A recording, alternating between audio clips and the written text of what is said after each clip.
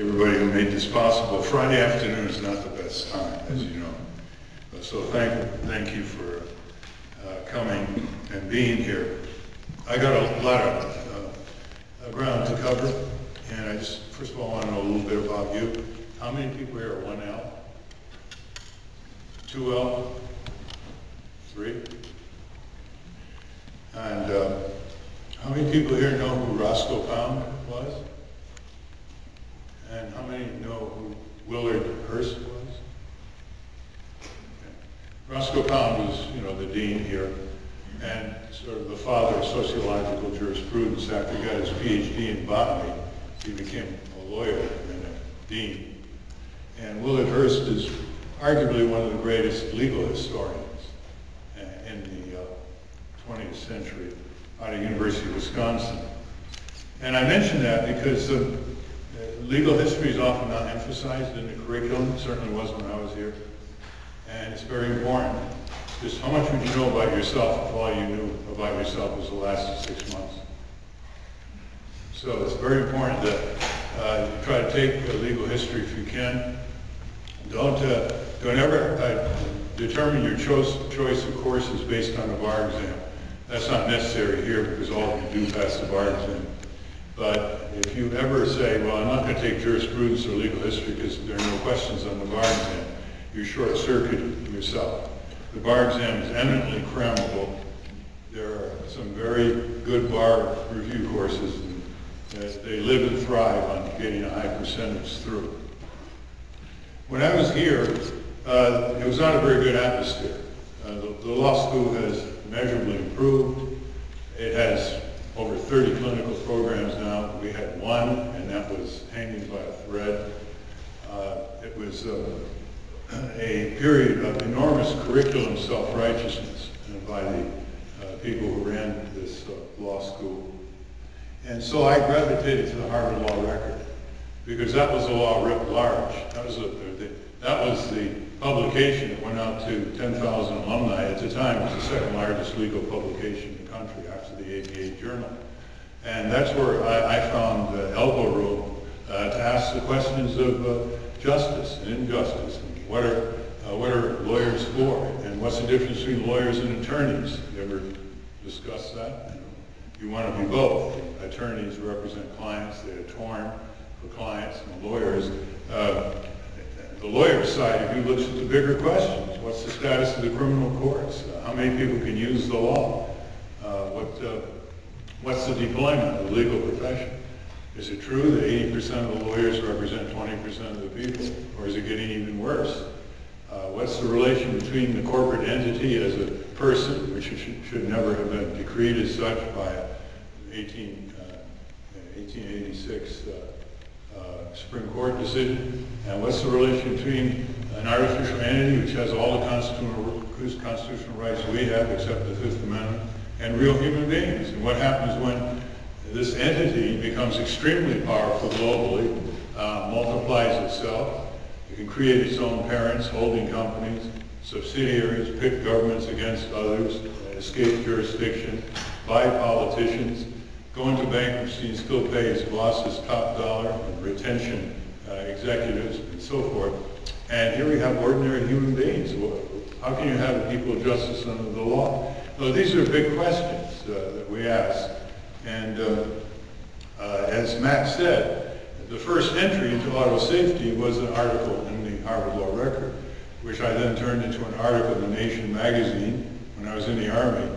And then I turned that into the book on safety and speed in 1965. This clipboard is designed to stay in touch, if you'd like. And that book, General Motors tripped over and ended up in the Congress with legislation that was enacted to establish mandatory safety standards, efficiency standards for the auto companies, and irregularly enforced. Over 1 million lives were saved, and you're losing a lot fewer of your classmates than I did in high school, college, and law school. See, that came out of the Harvard Law Record.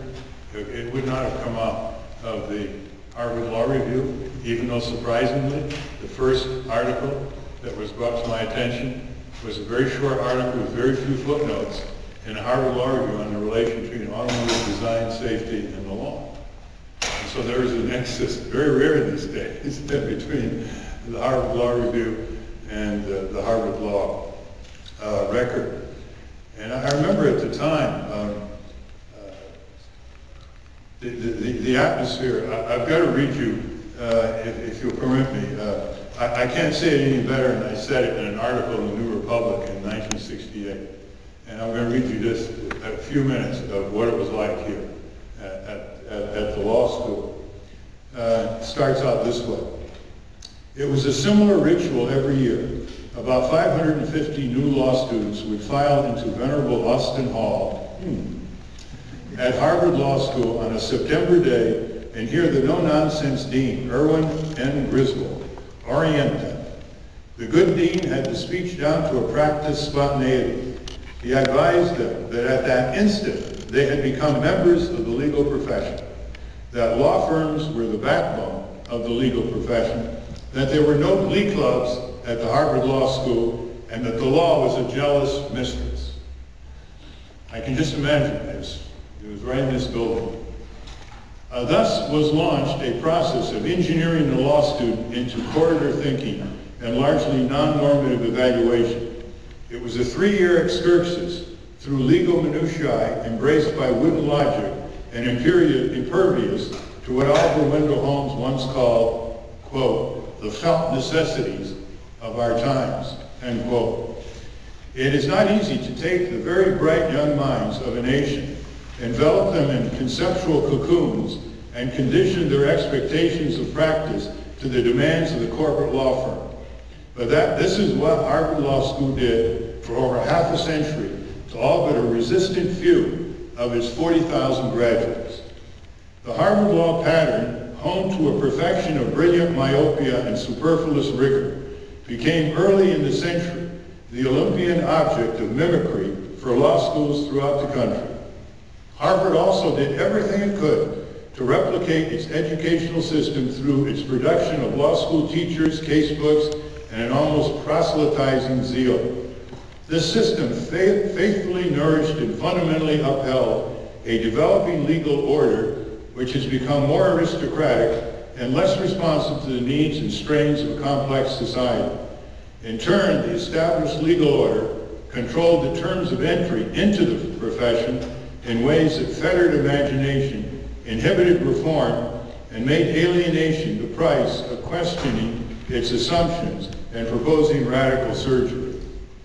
Unreal as it may appear, the connection between the legal establishment and the spectacular increase in the breakdown of the legal system has rarely been made outside the fraternity. This is due to the functional modesty of the profession, its reluctance to parade itself as the shaper, staffer, and broker for the operating legal framework in this country. What is not claimed is not attributed. This escape from responsibility for the quality and quantity of justice in the relationships of men and institutions has been a touchstone of the legal profession. By the way, in my class there were 15 women, 3 Negroes. That's what they said at the time. And I don't think there was one Hispanic. Usually the Hispanics in those days were children of Latin American dictators, undergraduate and graduate. When I asked one of my professors why there were so few women in the class out of 550, the answer, and that's the answer the deans gave, is that women take up seats that men would be filling, and women graduate, get married, have children, and are not likely to practice. So it's a waste of space. Now these were statements that were pretty shocking to me at the time, but they were not shocking to most of my fellow classmates.